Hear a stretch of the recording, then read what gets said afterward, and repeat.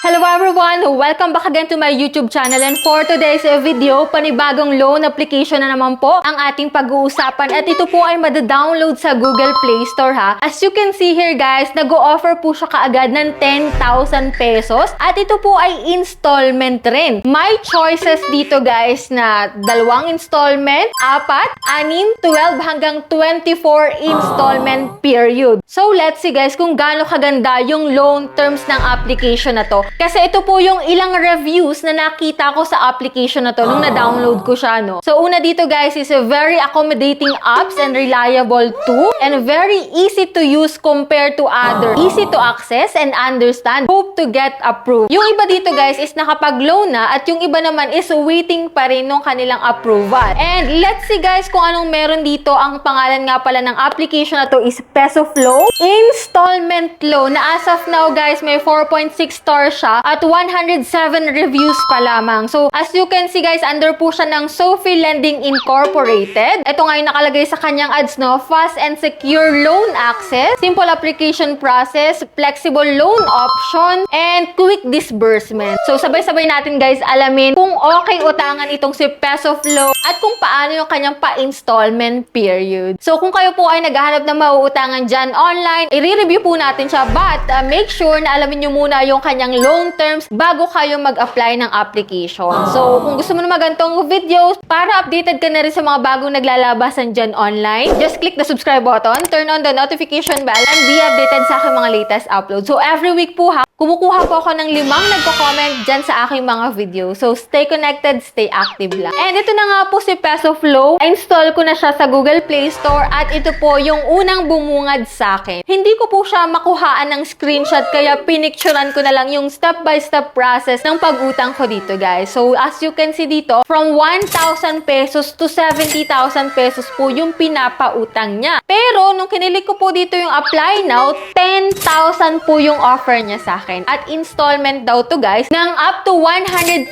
days guys. At ikaw na lang po yung mamimili kung 2 installment up to 24 installment period siya. So, kinilig ko po dito yung sign up dahil wala pa nga akong account dito. Click mo yung login kapag meron ka ng account. And dito pwede ka po mag-change ng password if ever na nakalimutan mo yung password mo. Kapag po sa sign up, syempre maglalagin ka using your active mobile number, and then may 4-digit code po doon na isi-send. And then gagawa ka po ng 6-digit password dito. Click mo lang po yung sign up and i-click mo lang po itong please read and agree. And after nun guys, maglalagin ka po ulit. Kaya dapat tanda mo po talaga yung 6-digit password mo. So click natin yung login and mag-start ka na po ditong mag-fill up ng iyong basic information. So wala namang ibang ipapasa guys. Wala naman silang ibang hihingin sa yung documents. Basta one valid ID lang. And after nun guys, dito sa job information, so ilalagay mo lang dito kung saan ka nagtatrabaho, kailan yung payday mo, magkano yung sweldo mo. At syempre dito sa residence information kung saan ka nakatira. Emergency contact, medyo marami po silang hihingin kasi 5 contact reference po yung iyong ilalagay dito. But make sure dapat alam din nung 5 yon na ilalagay mo sila kasi maaari po silang tawagan or i-text if ever na hindi ka makontak dun sa number mo. So sila po yung iti-text nila. Sila po yung tatawagan if ever na malapit na po yung due date mo. And dito naman guys sa authentication, so lahat naman po ng ID available dito. Kaya kung ikaw ay may one valid ID, kahit pa PhilHealth ID, kahit national ID or TIN man yan, pwedeng-pwede po dito, no? So sa references naman, kukumplituhin mo lang naman po ito and click mo po yung submit. And sa job information, optional namang mag-upload ka ng payslip ng employer's ID. Optional po yun. Basta may one valid ID ka lang. So click natin yung submit guys. And dito sa part na to ha, naka-warm reminder sila na yung application mo nga will be submitted. Please keep your phone answered within 24 hours kasi maaari silang tumawag no, para ma-confirm lang po or ma-verify yung iyong identity. So, we will communicate with you over the phone. Thank you for your support. So, click natin yung submit. And as you can see dito, under review yung aking application. So, funds provided by PesoFlow. Terms po nila is 91 to 180 days at interest rate per day is 0.5%.